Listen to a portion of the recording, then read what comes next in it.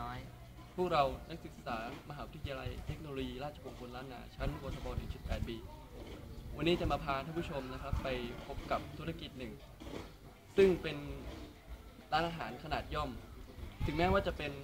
ธุรกิจขนาดเล็กแต่ก็มีรายได้เพียงพอที่จะหาเลี้ยงครอบครัวและไม่ต้องการต้นทุนในการเริ่มต้นสูงนะเราเข้าไปชมข้างในกันเลยดีกว่าครับมาหยุดเลยครับมาหยุดกันครับและนี่ก็คือ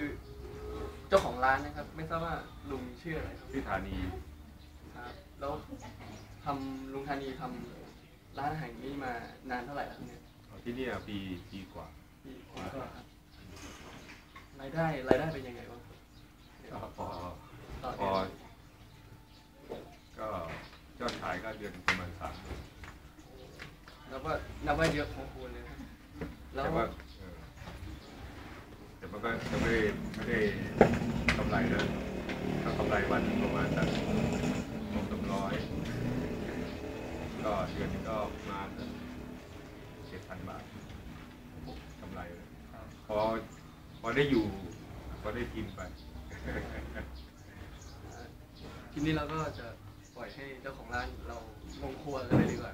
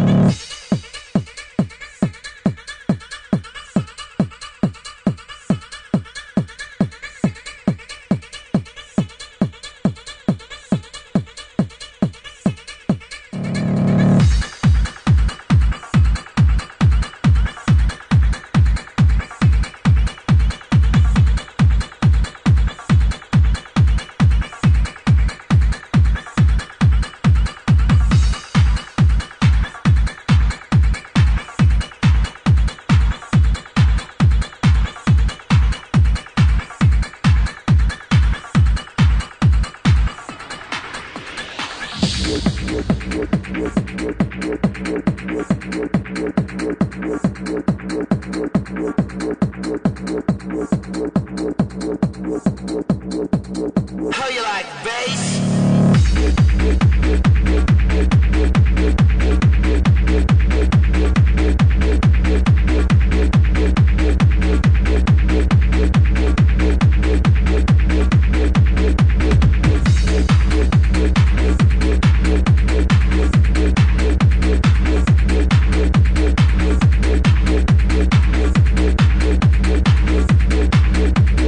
How you like bass?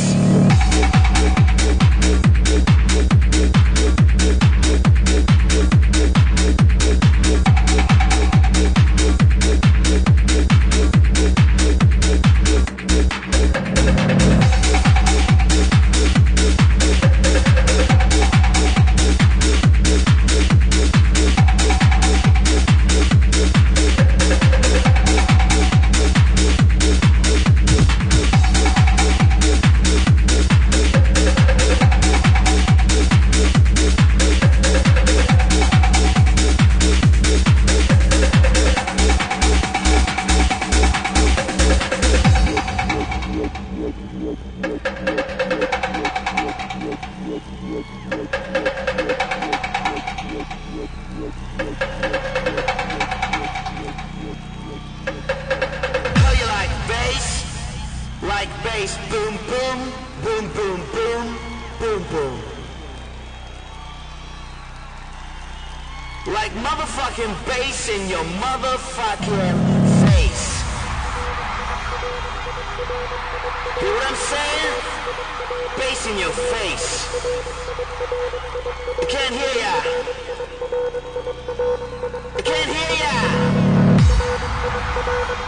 When I say how you like bass, I wanted to shout hell motherfucking yeah. How you like bass? When I count to 3, I wanted to shout hell motherfucking yeah. Yeah. Come on, let me hear you scream. That's what I'm saying. Can hear ya. How you like bass in your motherfucking face?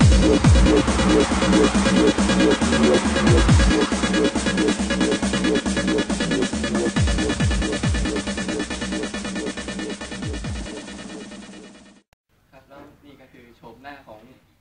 กะเพราไก่ไข่ดาวฝีมือลุงธานีครับ ทีนี้เราก็จะขอจบรายการแต่เพียงเท่านี้นะครับขอขอบคุณ ครับครับครับ ลุงธานีที่ให้ความร่วมมือ ครับไม่เป็นไรครับ